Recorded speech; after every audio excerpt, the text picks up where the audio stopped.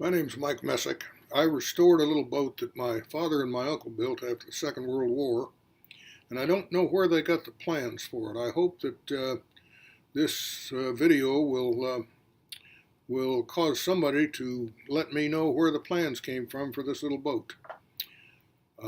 Took some pictures of the process, and I'm going to show them to you. Here's the frame of the little rowboat that my father and my uncle Wilford built in the 1940s, right after the war. It's all pine wood and was covered with canvas. It's like the wood and canvas canoe that is fairly common. I brought it up to my home in Kansas City some years after Dad died, and when I put it in the water, it leaked. Dad had tried to repair it by covering it with fiberglass, which made it heavy and clumsy. I tried to fish from it a few times. Then my friend Ed Meinecker and I stripped the skin off, but I was unable to find anyone who knew how to apply the canvas. It's been hung and stored in my basement for over 15 years.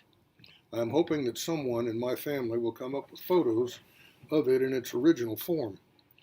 I hope that someone seeing these photos who is familiar with these old designs will recognize the plan. It may have been a William Jackson design, which they changed from plywood, but I have not uncovered its original plan as yet. The bottom of the hull was covered with aircraft plywood that's 3/32 of an inch. I stained the framework with Minwax red mahogany to give it a uniformity, and then I had to glue in some reinforcing blocks. The gunnels were oak and had badly deteriorated because it had been left on the ground in Wichita for a time after Dad died. There was rot in some of the corners, which had to be repaired with epoxy. I made a new transom. I had the old one, which had only rotted along the top edge, so that gave me a pattern that ensured that the shape and fit would match the original design. I found Terry Hart, an expert in repairing wooden boats. Terry owns Hart Diving and Salvage on Lake of the Ozarks, and his suggestions were invaluable. At his suggestion, I used Smith & Company epoxy filler. I removed, cleaned, and re-glued all of the gussets on the ribs. It looks sloppy when applied, but it sands and stained very well. It was necessary to replace several of the original brass screws, and since these were slot head screws, they're not easy to find these days. Luckily, I knew where to go in Kansas City. LA Hardware in the Armourdale area is a family-owned business with a considerable inventory, not the computer-driven just-in-time inventory. Art and Shelley handed me a flashlight and took me in the back to pick through the old wooden drawers, where after some time I found all the brass slot-headed screws I needed in the various sizes I needed. Now, I found Harry Cleveland. Harry has built and covered the wings and fuselage of many small hobby hand-built aircraft that he builds and flies. He came to look over my project and assured me that Dacron would be the way to go. He and his friends have made Dacron-covered kayaks, and that's the way to go. For the plywood bottom, I used 1/8 inch aircraft plywood. That's 1/32 thicker than the original, so it added a little weight, but then too, probably a little stronger. It took a lot of fitting since the hull curves both directions, length and width. I was able to make it all from one sheet. The stuff is pricey, but the cost of shipping it is appalling. The process of gluing the bottom of the hull to the ribs is done by nail strips. I cut short plywood strips, apply the adhesive to the ribs, place the plywood, and nail it down. The adhesive is 3M 5200, which Terry Hart steered me to. Good stuff and priced accordingly at $30 a tube. Compare liquid nail at about $3 or $4 a tube. It takes 7 days to cure. You can't work on it. After that, I take off all the nail strips. The plywood is glued down, and sand and shape the rough edges. Don't want any sharp corners under the fabric. Wood filler where needed, then I stained it over to be sure of uniformity after the fabric covers it. Then a coat of varnish, finish, to be sure the skin adheres to the frame uniformly. I laid the keel on the hull and did a little work on it to improve its fit. At some point, the keel was broken in half. probably removing it when they put the fiberglass on. And it had been secured with old steel screws and bolts, so there was some rust and crud to clean up and smooth out.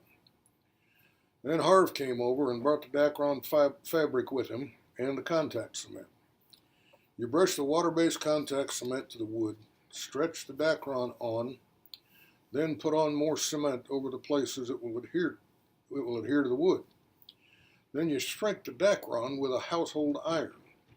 It is easy to control the heat, and you get the fabric just as taut as you want it. The heat from the iron reactivates the glue. You trim off the excess, and a little more glue and heat to smooth the seams. Both the Dacron and the adhesive are very forgiving, so it is not really difficult to get the taut skin like you want it. Then we diluted the adhesive with water and brushed a thin coat all over the surface. The term is to fill the weave. I let it cure for a day, and then I put on the first coat of paint. Now I had to figure out what to paint it with. I knew the color I wanted, just a shade darker than it was originally. Harv said you can paint it whatever you want. Well, that didn't help much. I asked around on the internet and got the same vague answer. Eventually, I got a guy on the phone that sells fabrics for racing kayaks. He said he preferred an oil-based paint. That helped. I asked him if he could suggest a brand. He said that Rust-Oleum had a blue that he liked, but he didn't know if the green I wanted was going to be available. I went to the hardware store and found that Rust-Oleum Hunter Green was exactly what I had in mind, and it's very good paint. The can says to let it dry usually about 24 hours before recoating. I applied the second coat too soon. The humidity in that basement on those hot summer days was 80%. One day didn't do it. It took forever to cure. On that second coat, I tried to curtain it off with tarps and put two dehumidifiers in there. It was a week before I could handle the boat. But, dried. Now time to put on the gunnels. It's spelled gunwales, but came through England, and the British have corrupted and butchered the English language. The gunnels consist of the inwales, which is already the frame in this case, and the outwales, and then the cap. Although I am restoring a rowboat and not a canoe, I got a lot of good info from the book Wood and Canvas Canoe by Jerry Stelmach and Roland Thurlow. It's a very valuable resource. They said in their book that the best wood to use for the gunnels is northern white cedar, if you can get it. It's becoming hard to find in clear lengths suitable for gunnels. I have some friends in the North Maine woods. When I canoed the Allagash Wilderness Waterway with Laurie Chandler and George Apgar in August of 2014, our outfitter was Tyler Kelly Guide Service. I had rented my canoe from Sue and Wade Kelly, and when I was there, they were making improvements on their home. So if anyone would know a source of white cedar, it would be them. And that was correct. They referred me to a company called Allagash Wood Products, who shipped me clear 10-foot piece. It amounted to about a 2x6. It was exactly what I needed. Not a knot in any of it. I took it to KC Custom Woodworking, and they cut it and shaped it to the dimensions I needed. The glue on the various installations of the gunnels took 24 hours to cure before I could work it. Now I was able to do 2 or 3 tasks at a time while the glue and the finish was drying. The inside of the boat got finish put on, the oars and the keel as well, and the floorboards, the slats that make up the floorboards. The oars, like the keel, are oak and original to the boat. The oars in the front part of the keel are laid across the boat in this picture, and the larger part of the keel is hanging from the white wire. All of these parts got from 5 to 7 coats of Interlux Schooner 96 marine varnish. Another of the valuable suggestions of Terry Hart. Terry also brought me 2 Wooster Yachtsman 2-inch China bristle brushes. Having the correct tools means a great deal.